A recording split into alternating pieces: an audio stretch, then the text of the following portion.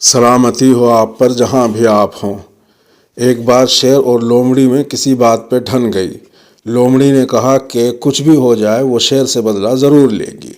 لومڑی نے جنگل میں ایک بیوٹی پارلر کھولا اور جنگل کے بادشاہ شیر سے عاجزی سے استدعا کی، حضور عالی مقام، آپ اپنے مبارک قدم ہمارے بیوٹی پارلر میں رکھیں اور اس کا افتتاح کیجیے۔ شیر ہنسا اور کہا، اے نادان لومڑی، میں تو شیر ہوں، مجھے بناؤ سنگار سے کیا لینا دینا ہے؟ یہ کام تم کسی اور سے کرواؤ۔ لومڑی نے کہا، اے خوبصورتی کے پیکر، میرے رحم دل عالی جاہ، میں آپ کی ریپوٹیشن بہتر بنانا چاہتی ہوں۔ آپ کو علم ہی نہیں کہ بادشاہ عالی مرتبت کہ آپ کے مخالفوں نے آپ کے بارے میں کئی جھوٹے دعوے مشہور کیے ہیں۔ نت نئی افواہوں کا بازار گرم ہے۔ آپ کو جنگل میں قدامت پسند اور تنگ نظر بادشاہ کہا جا رہا ہے اور آپ کو روشن خیالی کا دشمن سمجھا جا رہا ہے۔ آپ بیوٹی پارلر کا افتتاح کریں گے تو آپ کے متعلق یہ افواہیں دم توڑ دیں گی۔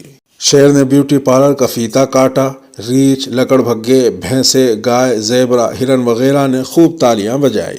اسٹیج سیکریٹری بندر تھا۔ پہلے اس نے خوب اچھل اچھل کر داد دی، پھر مائک پہ آ کر اعلان کیا، شہنشاہ دورہ، آج آپ نے اس محفل میں آ کر ثابت کر دیا ہے کہ آپ ایک روشن خیال بادشاہ ہیں۔ بناؤ سنگھار کی اس محفل کی سرپرستی سے یہ بھی ظاہر ہو گیا کہ آپ احساس جمال سے بھی بہراور ہیں۔ یوں آپ کے خلاف کیا جانے والا پروپیگنڈا جو یک طرفہ تھا زائل ہو گیا ہے۔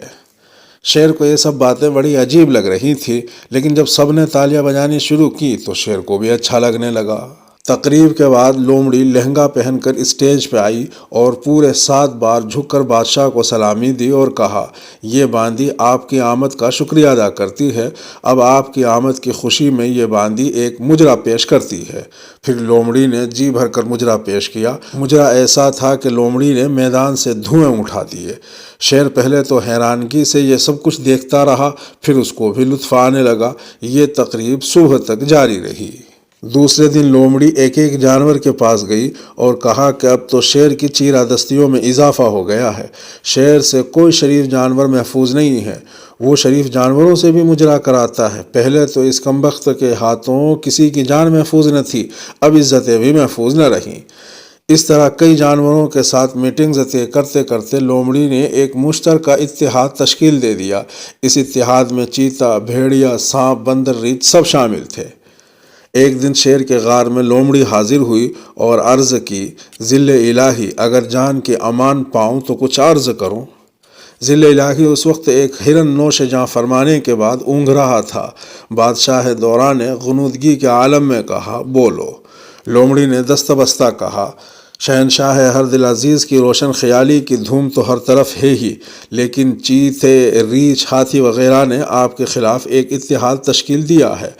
خود اس میں آپ کے قریبی دوست شامل ہیں۔ آپ جانتے ہیں یہ کافی ظالم جانور ہیں، آپ کا ان سے بیک وقت ٹکرانا مصلحت نہیں ہے۔ میرے پاس ایک ترکیب ہے جس پہ عمل کرنے سے ان کے غبارے سے ہوا نکالی جا سکتی ہے۔ شیر نے غصے سے دہاڑتے ہوئے کہا، تجویز پیش کی جائے۔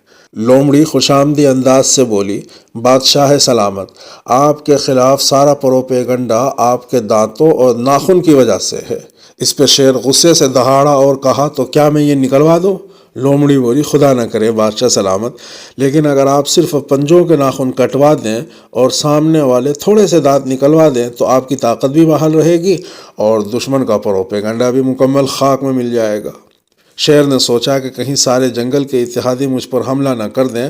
اس نے نہ چاہتے ہوئے بھی لومڑی کی یہ تجویز مان لی۔ وہ بھول گیا کہ وہ ایک شیر ہے، وہ بس ڈانس اور دوسرے محفلوں تک رہنے کا عادی ہو چکا تھا۔ ایک روز شیر شکار کرنے اپنی غار سے نکلا اور ایک ہرن کے پیچھے کئی کلومیٹر بھاگنے کے بعد اس کو قابو کیا، لیکن جب اس کے جسم پر اپنے ناخن گاڑنا چاہے تو پنجے میں ناخن نہ ہونے کی وجہ سے پنجہ پھسل گیا۔ اس نے جلدی سے دانت ہرن کے گلے میں گاڑنے کی کوشش کی، لیکن یہ ہر بار بھی ناکام ہوا۔ اس جد و جہد کے دوران ہرنی کو بھی علم ہو گیا کہ شیر فارغ ہے، یہ بس نام کا شیر ہے، تو ہرنی نے شیر کو 4-5 لاتیں اچھی طرح رسید کی اور وہاں سے بھاگ نکلی۔ شیر نے کئی جانوروں پہ قسمت آزمائی کی، لیکن ایک بھی جانور پہ داؤ نہ چلا۔ شام تک بھوک سے برا حال ہو گیا تھا۔ نڈھال شیر گرتے پڑتے اپنے کچھار پہنچا اور اس وقت امید کی کرن دکھائی دی جب اس کو دور سے لومڑی غار میں داخل ہوتی ہوئی نظر آئی۔ لومڑی نے بادشاہ سلامت کے آگے نہ سلام پیش کیا، نہ عزت دی، نہ اس کو ذل الہی یا علی جا کہا، نہ ہی شیر کو شہنشاہ دورہ کہا۔ لومڑی نے طنزیہ انداز سے کہا، بھوک تو بہت لگی ہوگی؟ شیر نے نقاہت سے جواب دیا، ہاں بہت زیادہ، تو میرے لیے خوراک کا انتظام کر دو۔ میں نے تمہارے ہی مشورے پہ ناخن نکلوائے ہیں اور تمہارے ہی کہنے پہ سامنے کے دانت نکلوائے، اب یہ تمہاری ذمہ داری ہے کہ میرے لیے خوراک کا انتظام کر دو۔ لومڑی نے یہ سنا تو ایک لمبا قہقہا لگایا اور شیر کو ایک لات رسید کر کے کہا، وہ بے وقوف چوپا ہے، کوئی کسی کے لیے کچھ نہیں کرتا۔ ہاں تمہارے ساتھ چونکہ ایک تعلق ہے، لہٰذا میں تمہارے لیے گوشت تو نہیں لیکن گھاس کا انتظام کر سکتی ہوں۔ یہ سن کر شیر کی آنکھوں میں غصہ اتر آیا، اس نے لومڑی پہ اچانک حملہ کیا، لیکن لومڑی پہلے سے تیار تھی، وہ وہاں سے ہٹی اور شیر جو نڈھال تھا اسی جگہ گر پڑا۔ کچھ دن بعد لومڑی شیر کے پاس پھر آئی، شیر بے ہوشی کے عالم سے دو چار تھا، اس نے لومڑی کو دور سے دیکھا تو چلا کر کہا، مجھے گھاس کھانا بھی منظور ہے، اللہ کے لیے کہیں سے میرے لیے گھاس کا ہی انتظام کر دو، اب تو میں گھاس کے لیے گھومنے کے بھی قابل نہیں رہا۔ لومڑی نے شیر کی یہ بے بسی دیکھی تو لومڑی کی آنکھوں میں جیت کی چمک واضح دکھائی دی۔ لومڑی نے شیر کو طنزیہ کہا، گھاس بھی تبھی مل سکتی ہے جب تم منہ سے میاؤں کی آواز نکالو۔ یہ سن کر شیر کا جی چاہا کہ زمین پھٹ جائے اور وہ اس میں دھس جائے، لیکن جس کو اپنے وقار سے زیادہ اپنی جان عزیز ہو، اس کے زمین میں دھس جانے کی خواہش پوری نہیں ہوا کرتی۔ چنانچہ شیر نے اپنا جی کڑا کر کے اپنے منہ سے میاؤں کی آواز نکالی اور پھر رحم طلب نظروں سے لومڑی کی طرف دیکھنے لگا۔ لومڑی نے حقارت سے اسے دیکھا اور کہا کہ یہ میاؤں کی آواز تم نے ٹھیک نہیں نکالی، تم کچھ دن ریاض کرو، پریکٹس کرو، جس دن سے تم میاؤں کی صحیح آواز نکالنے میں کامیاب ہو جاؤ گے، اس دن سے تم کو گھاس باقاعدگی سے ملنا شروع ہو جائے گی۔